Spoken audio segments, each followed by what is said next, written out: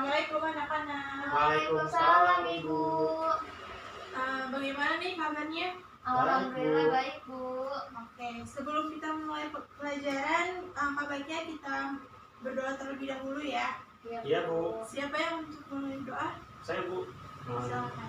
Sebelum memulai pelajaran pada hari ini, baiknya kita berdoa terlebih dahulu agar materi pada hari ini kita mendapatkan ilmu yang bermanfaat dan kelancaran.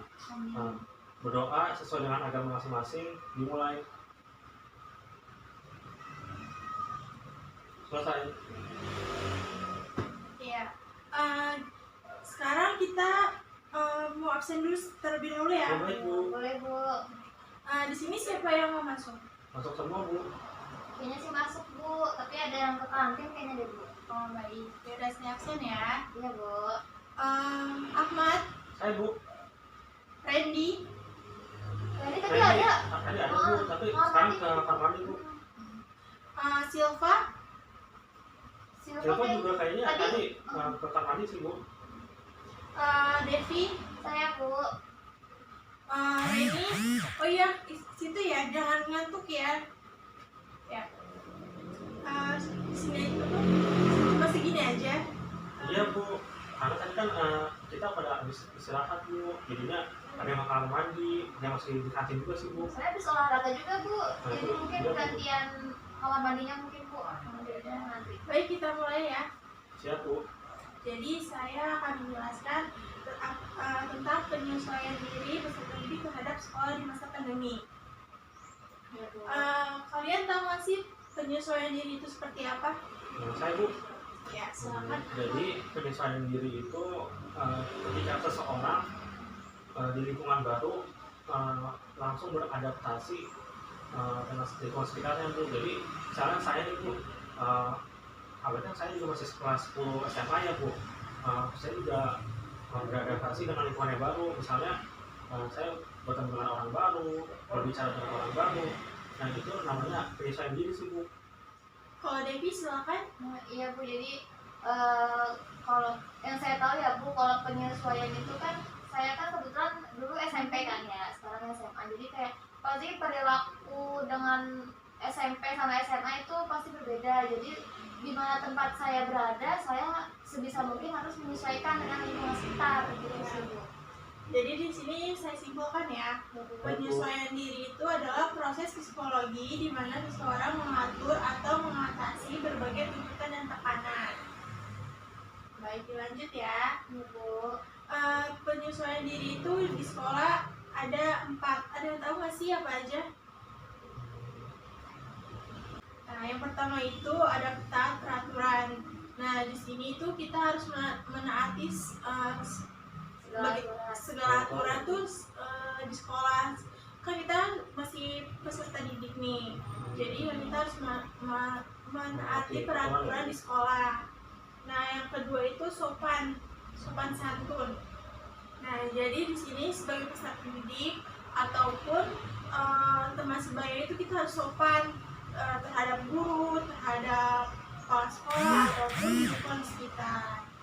Yang ketiga itu perilaku di sini yaitu kita harus kayak menaati Peraturan ya. iya gitu, seperti itu ya. Nah, terus ada sikap di sini kita harus bersosialisasi terhadap lingkungan, terhadap teman sebaya. Ada yang tahu lagi apa? Itu mungkin selain menaati peraturan, alangkah baiknya kita tuh seharusnya apa sih? Saya jadi Bu, itu kan penyesuaian diri ya. Terus tadi yang Ibu bilang itu mengenai peraturan, terus yang lain-lainnya itu. Nah kalau masalah tadi Bu sikap, terus sopan santun dan lain-lain itu menurut saya itu pasti harus banget diciptakan dari awal sekolah, entah itu dari SD atau TK. Tapi kalau mengenai peraturan itu pasti setiap sekolah itu mempunyai aturan yang berbeda-beda. Nah, jadi bagaimana caranya kita harus menyesuaikan peraturan tersebut dari lingkungan yang A ke lingkungan yang B. Tapi mengenai sopan santun dan perilaku dan lain-lain itu pasti harus diciptakan dari awal kita masuk nih, awal kita sekolah, entah itu dari SD atau TK, seperti itu sih Bu. Lanjut ya. Iya Bu. Di sini ada karakteristik penyesuaian diri di sekolah. Ada apa coba? Ahmad, coba jelaskan. Saya Bu, yang pertama itu taat peraturan ya Bu. Taat peraturan di sini, saya sebagai siswa juga menaati peraturan-peraturan yang telah dibuat oleh sekolah. Kenapa sih harus menaati peraturan? Yaitu bertujuan untuk kita jadi disiplin dulu. Dengan adanya aturan, kita jadi hidupnya itu lebih teratur, lebih terorganisir sih Bu. Lalu yang kedua ini adalah sopan ya Bu. Nah sopan ini kita sesama teman itu, misalnya saya dengan Devi ini tidak mengejek dia, nah itu seperti itu sih Bu. Lalu yang ketiga itu perilaku, sikap perilaku kita ke orang lain, entah itu ke teman saya sendiri ataupun ke guru. Perilaku saya itu harus mencerminkan sebagai siswa yang berprestasi maupun yang beretika sih Bu. Lalu yang terakhir ya Bu, saya juga mengetahui penyesuaian diri itu di sekolah dengan sikap kita ketika belajar, sikap kita dengan teman, sikap kita dengan guru, itu tuh berbeda-beda Bu. Jadi harus menyesuaikan diri kita sih Bu. Nah itu dia sih Bu. Di sini saya akan ulas kembali ya. Baik Bu. Jadi ini taat peraturan. Nah di sini taat peraturan kayak apa tadi bilang seperti itu. Kita harus menaati peraturan yang ada di sekolah. Contohnya itu kayak seperti misalkan kita sekolah pukul masuk 6:30. Jadi kita harus disiplin dari rumah itu harus entah itu 30 menit sebelumnya untuk dalam perjalanan ataupun berarti gini ya Bu, saya ingin menambahkan dari Ibu yang jelaskan, ketika kita masuk sekolah itu jam 6:30 pagi, sebagai siswa yang taat peraturan itu, sebagai siswa yang taat peraturan, berarti dia jalan ke sekolah itu misalnya jam 5:30 ya Bu, ataupun jam 6 kurang aja ketika sampai sekolah itu tepat waktu. Seperti ya Bu? Iya, benar. Dan juga itu kayak yang tadi Ahmad bilang juga sopan santun terhadap teman seperti Devi. Begitu juga bukan Devi aja, tapi sopan santun terhadap guru. Guru yang di sini kita harus sopan entah itu dalam pelajaran atau sopan santun di sini tuh bukan cuma sebagai ya seperti saya, tetapi juga terhadap seluruh pihak yang ada di sekolah. Ya benar. Nah terus perilaku yang Ahmad bilang kan seperti itu. Terus saya mau nambahin boleh nggak Ya, Bu? boleh, Jadi silakan. kan di sini ada penyesuaian diri kan ya. Mungkin dari kan ada yang PowerPoint yang saya udah lihat kan ada 4 poin ya Bu ya. Yang pertama taat peraturan, sopan, perilaku, serta sikap. Nah kalau yang taat peraturan mungkin iya kita sebagai siswa yang sedang memasuki lingkungan yang baru nih Bu, kebetulan kita kelas 10 kan, jadi pasti sekolah A dengan sekolah B itu mempunyai peraturan yang berbeda dan mempunyai manfaat. Peraturan dibuat itu pasti punya manfaat kan ya, punya tujuan. Nah berarti kita sebagai siswa harus mengikuti peraturan yang ada di sekolah yang baru nih. Tetapi mengenai masalah sopan santun, perilaku, serta sikap itu harus kita ciptakan dari awal kita masuk ke sekolah. Dan kita juga pasti dikasih tahu kan oleh orang tua bahwa kita harus sopan terhadap ini gitu Bu. Tapi mengenai peraturan sekolah sih yang paling kita harus sesuaikan gitu Bu. Mengenai sikap kan pasti sampai dari 0 sampai 10 lah istilahnya kita harus tetap jaga, kita harus kita bawa itu sih Bu. Iya benar. Oke kita lanjut ya. Iya Iya, Bu. Bu. Nah di sini ada karakteristik penyesuaian diri di sekolah. Coba Devi baca. Yang pertama itu ada mampu dalam belajar, kemudian yang kedua saling menghargai waktu belajar, kemudian bersikap realistis dan objektif. Nah, saya akan menjelaskan tentang menghargai waktu dalam belajar. Jadi di sini siswa diwajibkan untuk menghargai waktu dalam belajar. Kalau misalkan guru mengasihkan materi terhadap siswa, jadi kita harus menghargainya, itu tidak boleh bercanda ataupun ngobrol terhadap teman sebangku seperti itu. Dan juga mampu dalam belajar. Nah, mampu dalam belajar di sini siswa diminta oleh guru itu untuk menyikapi tentang materi yang guru sampaikan seperti itu. Ahmad, boleh ditambahkan atau gimana? Iya Bu, saya ingin menambahkan untuk menghargai waktu belajar.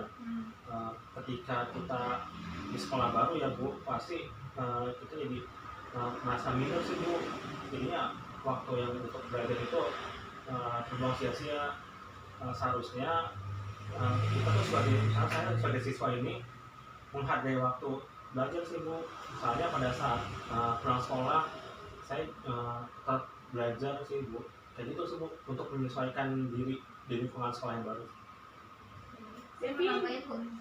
Jadi gini kan, sebelum orang tua itu pasti memilih yang terbaik untuk anaknya kan ya Bu ya. Jadi sebelum anak itu memasuki sekolah yang baru, pasti orang tua juga harus mengetahui bagaimana kualitas dan kuantitas sekolah tersebut kan ya. Jadi mungkin di sekolahan yang lama, sekolahan A, siswa tersebut malas untuk belajar atau bagaimana istilah nyantai lah sistem belajarnya, tapi jangan sampai di sekolahan baru itu sikap buruk yang awal ini tetap ke bawah gitu Bu. Jadi percuma aja, karena kan kita hidup itu pasti ada perkembangan yang lebih baik, lebih bagus gitu kan ya Bu. Tapi kalau misalkan kita tidak bisa menyesuaikan diri terhadap sekolahan baru, ya buat apa gitu, sia-sia gitu Bu. Jadi lebih baik kita berpindah ke sekolahan baru, ya kita sikap yang buruk juga ikut luntur gitu. Jadi kita harus mengembangkan potensi kita lebih dalam lagi gitu Bu.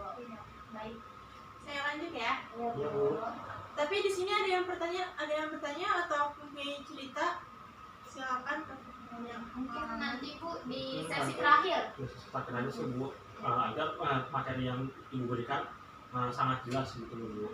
Baik.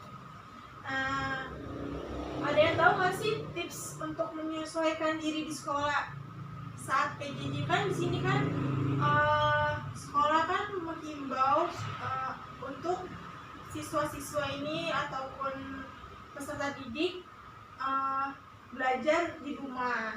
Nah, ada yang tahu nggak sih tipsnya itu seperti apa?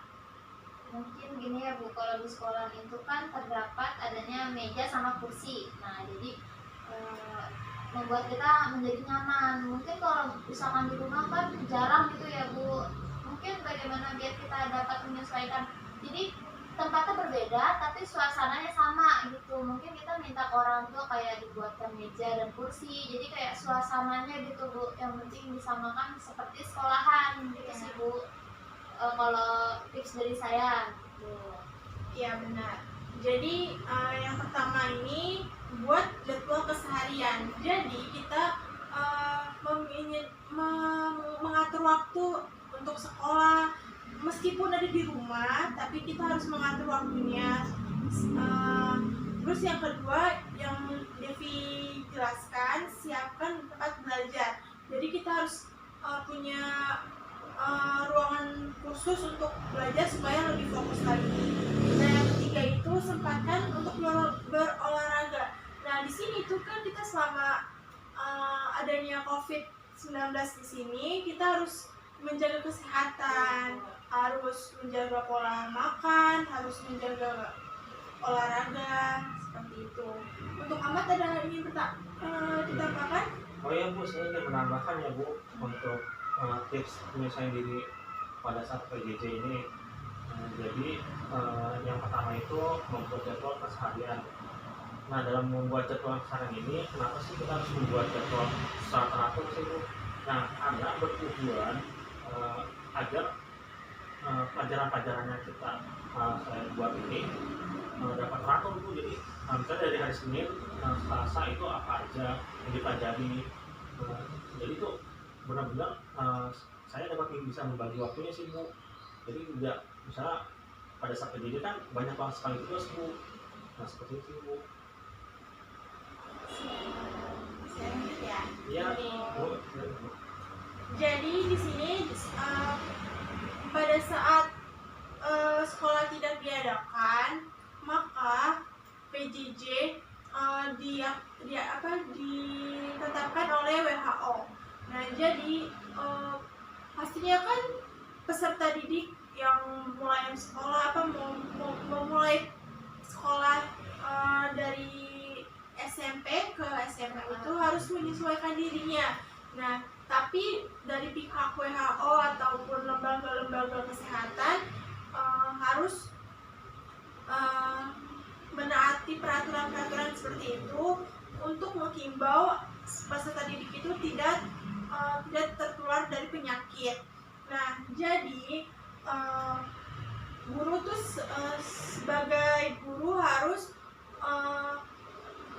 mencari inovasi, mencari motivasi untuk bagaimana sih kita sebagai guru ini harus tetap mengikuti pelajaran di rumah ataupun selama memakai aplikasi. Nah, di sini tuh kan guru tuh kayak harus berlomba-lomba untuk agar anak peserta didiknya ini tuh mau belajar di rumah dan tidak bermalas-malasan. Nah, jadi caranya gimana biar menarik siswa biar tetap semangat gitu ya? Iya, benar. Nah, terus juga peserta didik dihimbau untuk melakukan PJJ atau pembelajaran jarak jauh. Nah, di sini PJJ di sini tuh pasti kan awal mulanya peserta didik ataupun orang tua gimana sih kayak kebingungan gitu kan untuk menyikapi itu semua kan. Jadi kita harus menaati protokol kesehatan supaya tidak terhindar dari COVID-19. Apa ada yang ingin ditanyakan? Atau mempunyai pengalaman? Coba silakan. Nah, saya juga saya ingin menceritakan pengalaman yang saya rasakan selama menyesuaikan diri dalam pandemi ya Bu, apalagi PJJ seperti ini ya.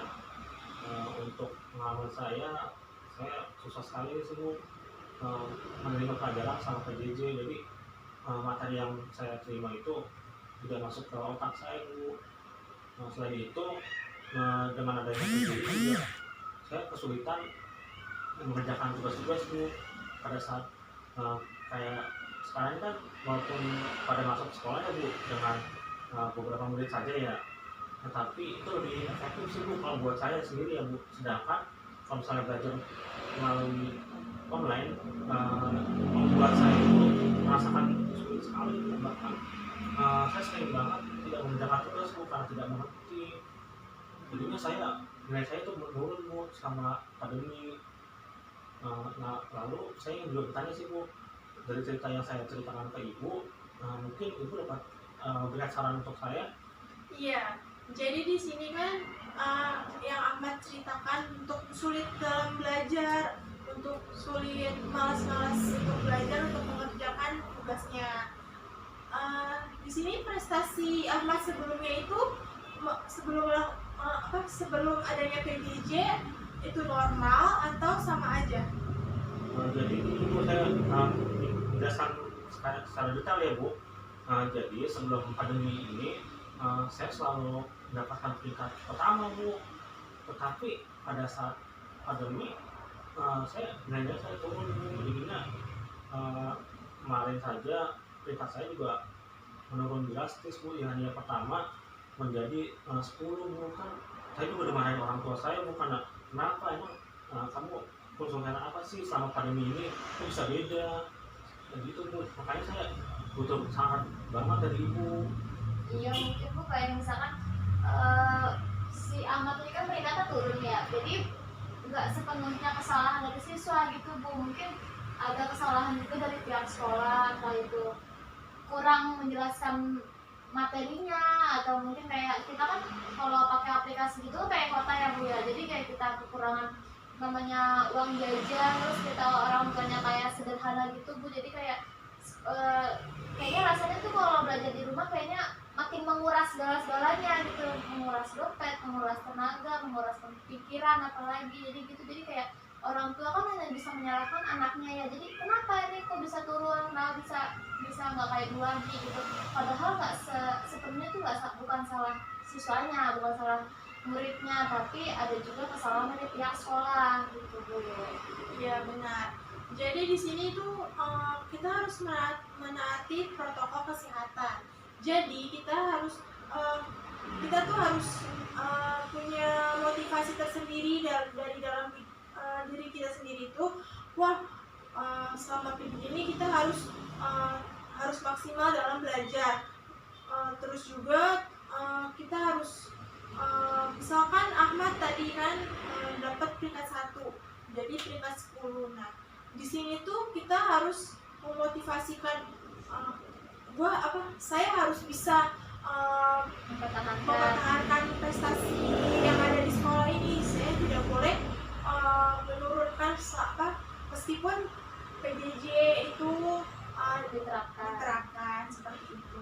Bu, saya boleh ngasih saran nggak ke Ahmad? Boleh saran. Jadi mungkin gini, Ahmad kan nggak semuanya pembelajaran tahu ya, jadi mungkin matematika tahu tapi misalkan kayak seni budaya nggak tahu gitu, coba belajar bersama sama temannya yang paham sama pembelajaran itu. Jadi ya walaupun kita harus menjaga jarak dan lain-lain itu, boleh kita belajar bersama, tapi harus selalu mematuhi protokol kesehatan. Jadi mungkin aja coba ajak temannya untuk misalkan kayak, kamu ngerti nggak masalah matematika ini, kok aku nggak paham ya, terus misalkan kalau dia menjawab iya saya paham, terus ajakin kayak boleh nggak kita kerja bareng gitu, atau enggak saya meminta pemahaman gitu, mungkin melalui aplikasi kayak Zoom dan lain-lain itu.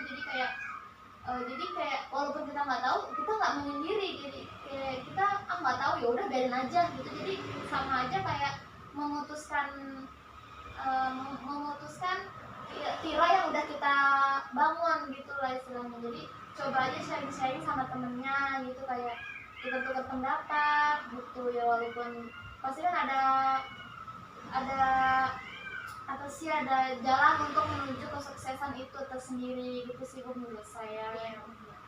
Gimana Ahmad, bisa diterima sarannya? Ya, saya menerima saran dari Devi ini sangat bagus sekali sih Bu. Jadi tidak menutup kemungkinan ya Bu, walaupun dengan adanya PJJ juga saya bisa melakukan Zoom ataupun melalui WhatsApp terhadap teman saya Bu. Jadi menanyai pelajaran yang tidak saya bisa sih Bu, seperti itu sih Bu.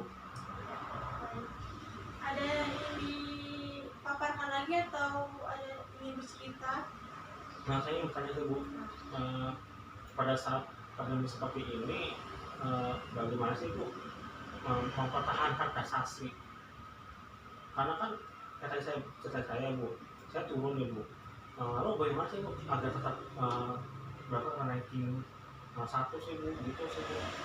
Jadi di sini begini Ahmad, kita tuh meskipun dalam PJJ diterapkan oleh lembaga-lembaga kesehatan ini tuh, kita harus tahu kita harus mampu gitu untuk harus tahu caranya bagaimana bisa tetap mematuhi, tapi caranya gimana ya, kita harus mematuhi tapi kita harus mengupas diri kita, jadi jangan mau terpuruk dalam kondisi itu terus gitu. Jadi kayak kita jangan disuapin terus, jadi kita harus mencari celah gimana sih caranya biar kita ya tadi udah dijelasin sih, kalau kita harus menyelesaikan diri, jadi nggak harus disuapin terus, jadi kita harus mencari jalan sendiri gitu. Itu sih Bu, kalau kurang tambahkan ya Bu. Ya cukup Bu, penjelasan dari Devi juga membantu saya sih Bu. Jadi dengan adanya kita mencari cara untuk tetap mempertahankan prestasi, misalnya tuh tetap giat untuk belajar, tidak patah semangat untuk belajar walaupun kondisinya seperti ini sih Bu. Jadi bagaimana caranya, kan setiap orang pasti punya cara masing-masing ya Bu untuk meningkatkan prestasi belajarnya. Lalu saya juga lebih suka belajar itu pada saat pagi hari ataupun malam hari sih Bu, karena dengan begitu pelajaran yang saya baca dapat dipahami sih Bu. Boleh nggak Ibu bertanya dengan kalian semua? Boleh Bu. Iya boleh bu. Selama PJJ ini tuh kalian nih dipantau oleh orang tua itu untuk terus-terus belajar ataupun Meminimalisir. meminimalisir tentang pembelajaran di sekolah. Saya dulu ya Bu yang jawab. Jadi kalau saya sendiri, orang tua saya nggak terlalu memperhatikan ketika belajar sih Bu. Jadi lebih kepada saya tuh bertanggung jawab sih Bu, seperti itu. Karena menurut saya banyak saya yang sudah kelas 1 SMA ya Bu, jadi tanggung jawab itu harus ada. Bagaimana caranya kita berprestasi walaupun pada saat pandemi sih Bu, seperti itu.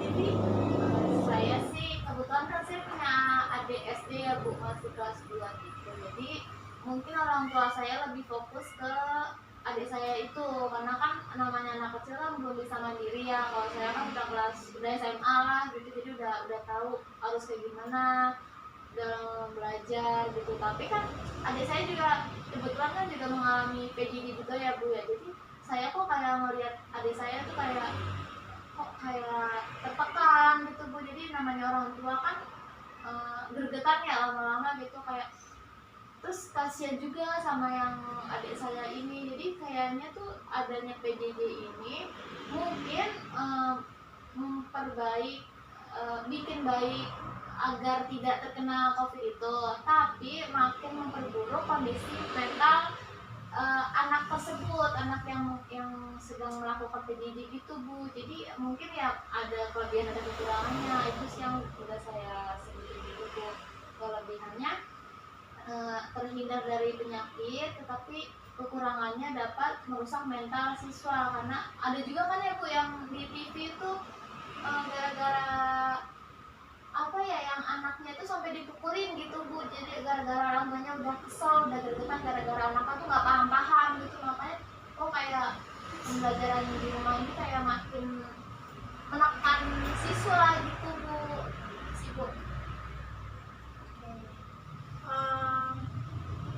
Ya udah, cukup di sini aja ya. Iya. Ada yang ditanyakan atau masih ingin bercerita lagi?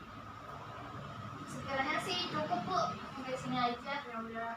Lagi pula kan waktunya udah mau pulang sekolah ya? Iya bu. Bentar lagi bu. Ya udah. Ya ibu tutup ya. Iya Bu. Tapi Ahmad, silakan untuk memimpin doa Boleh, untuk Bu. pulang. Sebelum kita pulang ke rumah masing-masing, dan semoga kita sampai tujuan dengan selamat dan berjumpa dengan orang tua kita masing-masing ya, dengan keadaan sehat dan walafiat. Berdoa sesuai dengan agama masing-masing, dimulai. Selesai. Ya. Terima kasih ya. Terima kasih ya Bu.